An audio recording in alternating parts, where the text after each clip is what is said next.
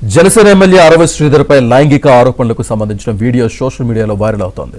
పెళ్లి పేరుతో తనను నమ్మించి మోసం చేశాడని, శారీరకంగా హింసించినట్టు మహిళ ఆరోపిస్తోంది.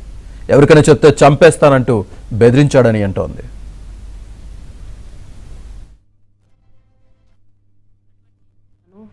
ఎటువంటి సిచ్యువేషన్ అయినా సరే నేను నీకుంటాను అని చెప్పేసి నెక్స్ట్ డే నుంచే నాకు అటువంటి ప్రామిసులు చేయడం జరిగింది, అటువంటి భరోసాలు ఇవ్వటం జరిగింది ఆయన నుంచి.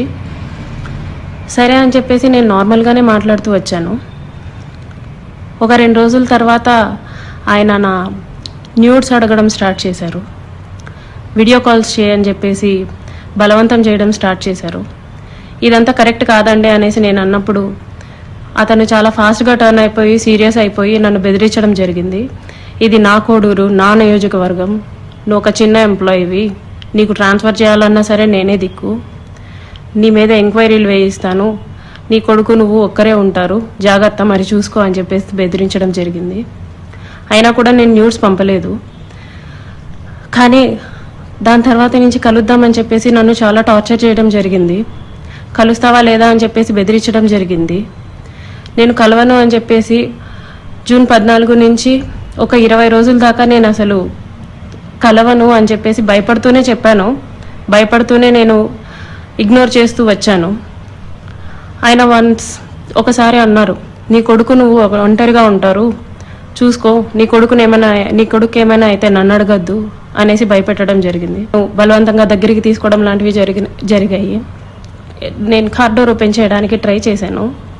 అతను నా జుట్టు పట్టుకొని వెనక్కి లాగేసి నన్ను గట్టిగా కొట్టారు. 2-3 సార్లు కొట్టారు. చాలా గట్టిగా కొట్టి కార్ సీట్ని అడ్జస్ట్ చేసేసి నా మీదకి వచ్చేసి నన్ను చాలా బలవంతంగా రేప్ చేయడం జరిగింది.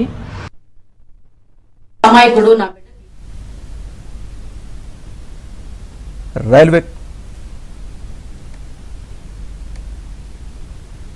కోడూరు ఎమ్మెల్యే అరవ శ్రీధర్పై లైంగిక ఆరోపణల్ని కుటుంబ సభ్యులు ఖండిస్తున్నారు.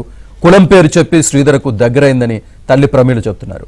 పెళ్లి చేసుకోవాలంటూ బ్లాక్మెయిల్ చేసేదని ఎమ్మెల్యే శ్రీధర్ తల్లి ప్రమీల అంటున్నారు. నా బిడ్డకి ఏమి తెలీదు. మా ఇంటికి క్యాస్ట్ ఒకటే కదా అని చెప్పేసి మా ఇంటికి తరచూ వస్తూ ఉండింది, సాయం కోసం వస్తూ ఉండింది. ఏదో వచ్చిందని చెప్పి మేము సాయం చేసినాము.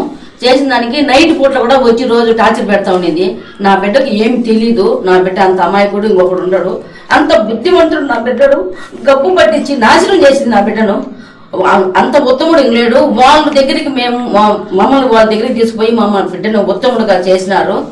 చేసిన దానికల్లా ఇది ఎట్లా బయట పెట్టాలా, ఇది ఎట్లా చేయాలని చెప్పేసి ఈ మాదిరి మమ్మల్ని నా బిడ్డను టార్చర్ పెట్టి, టార్చర్ లోపల ఈ నైట్ పూట కూడా మా ఇంటికి వస్తూ ఉండింది.